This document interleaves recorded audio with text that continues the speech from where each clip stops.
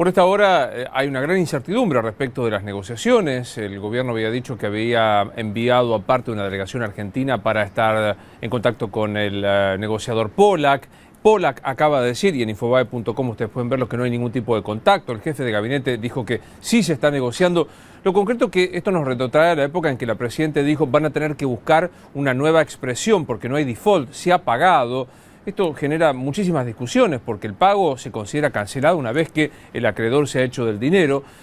Se habla de un escenario de default. ¿Y qué puede implicar esto? Estamos en contacto con Horacio Tomás Liendo, que es doctor en Derecho y Ciencias Sociales. Doctor Liendo, soy Luis Novarecio. Gracias por estar con nosotros en Infobae. ¿Qué tal? ¿Cómo les va? Buenos días. ¿Estamos al borde de un default desde el punto de vista de la técnica jurídica? Sí, por supuesto. Default quiere decir incumplimiento de las obligaciones. No se refiere exclusivamente a la obligación de pago, sino a cualquier incumplimiento de una obligación contractual, en el caso del derecho americano que estamos hablando. Y en este caso no solo estamos hablando de la obligación de pago, sino ¿cuál otra obligación?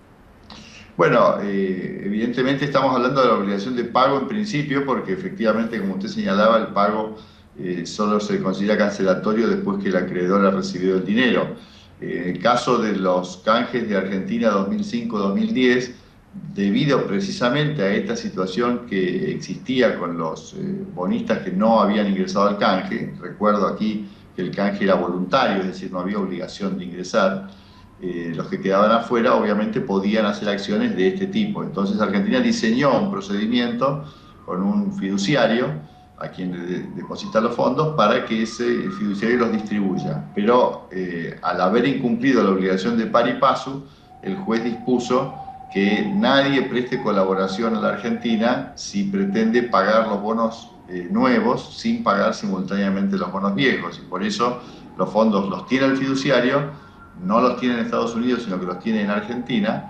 y no puede utilizar esos fondos para pagarle a los bonistas, con lo cual el miércoles se produciría este incumplimiento si es que no se resuelve antes de ese momento. ¿El incumplimiento es automático o exige que parte de los acreedores que no han sido satisfechos en su crédito deban denunciarlo y protestarlo ante el juez? No, el plazo es automático. Ya está transcurriendo un plazo de gracia. En realidad el vencimiento ocurrió el 30 de junio y están transcurriendo los 30 días de gracia a partir de los cuales se produce el incumplimiento. Cualquier acreedor puede reclamar, incluso judicialmente, el pago de lo que se le debe. Lo que a lo mejor usted se refiere es que existe sí un procedimiento de lo que se llaman cláusulas de acción colectiva, solo cuando se reúna un 25% del capital incumplido que vote en ese sentido, ocurrirá lo que se llama la aceleración de la deuda. Esta es una deuda pactada al año 2038, pero cualquier incumplimiento permite, votado por un 25% de los acreedores, que la deuda se haga inmediatamente exigible, es decir, en el año 2014. El gobierno parece tener una estrategia política, o al menos en lo dialéctico, de querer empujar a que sea el juez Griesa el que sea el padre de la declaración de default. ¿Esto es correcto o es independiente de la decisión del juez que ya ha fallado, como todos sabemos?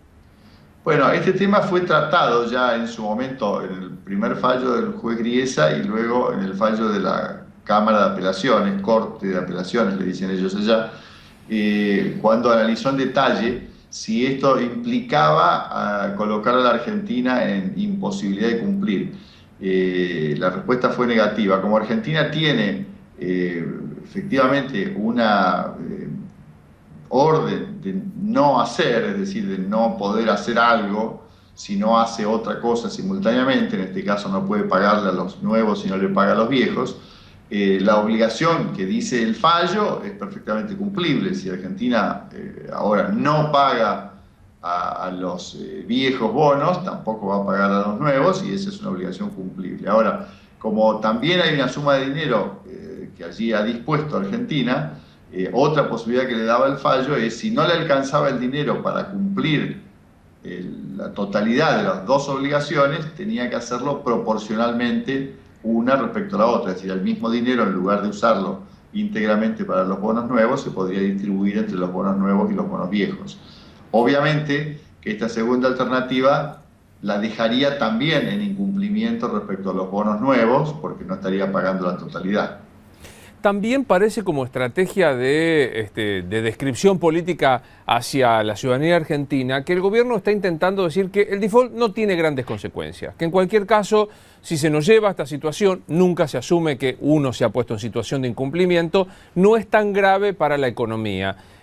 ¿No tiene ningún efecto pernicioso el default en el caso de que lleguemos a esta instancia?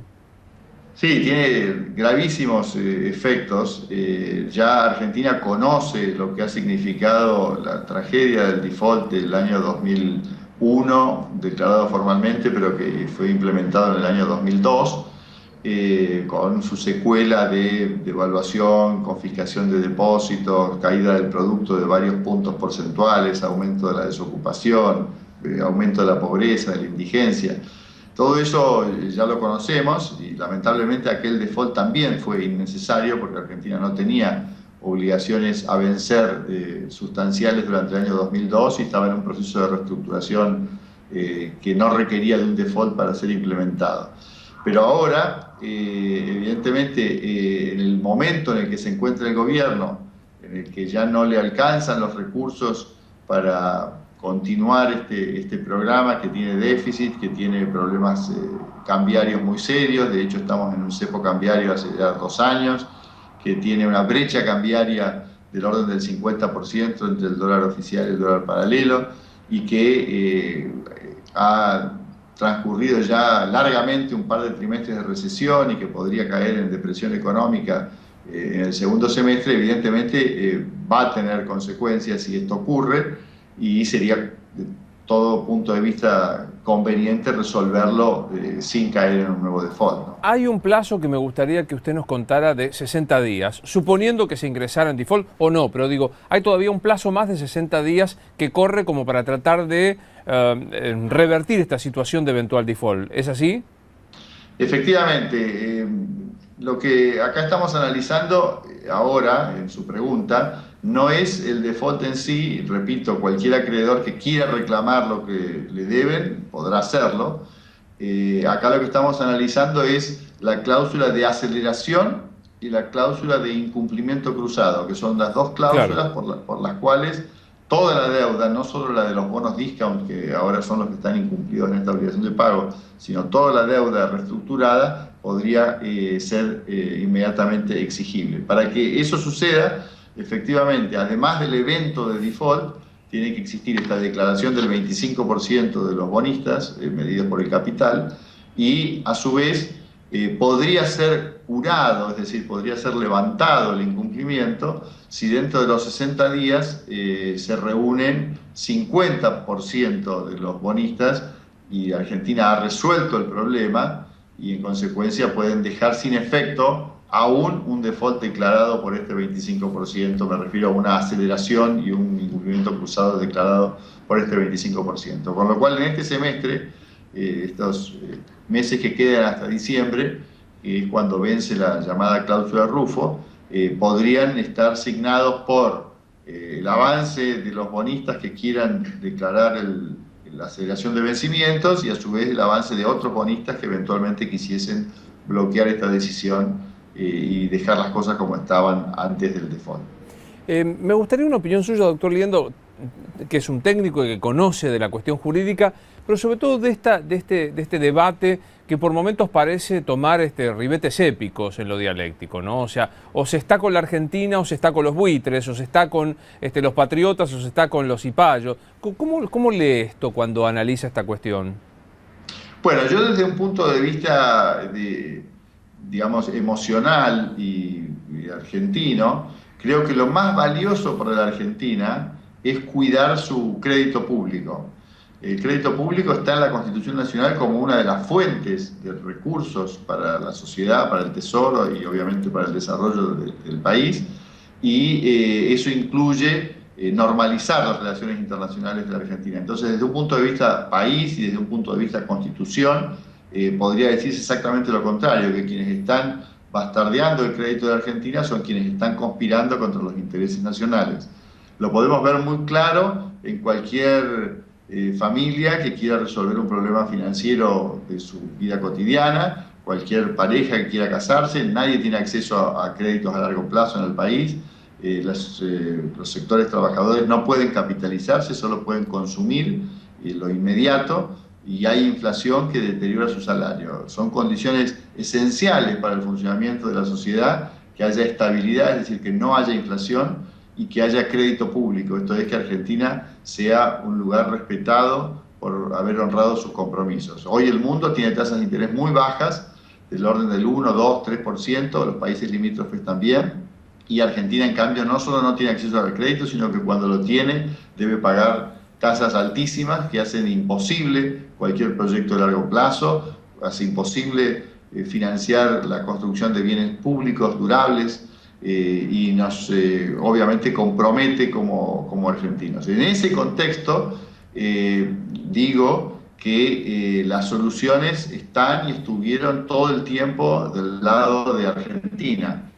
Incluso en el cumplimiento de la cláusula de pari passu por el que ha sido condenado, aún hoy podría resolverse si el Congreso deroga la ley Cerrojo, deroga las leyes por las cuales ha postergado los pagos de la deuda vieja desde el año 2002 a esta parte, y obviamente con esas dos derogaciones revierte el hecho de que la justicia argentina no reconoce en nuestro país los fallos de Griesa en materia de deuda o de otros países que se hayan pronunciado en materia de deuda, y en consecuencia incumple también las obligaciones que asumió, no solo respecto a la deuda vieja, sino respecto a la deuda nueva, en la que tiene procedimientos de jurisdicción internacional equivalentes y que se ha comprometido a reconocer esos fallos.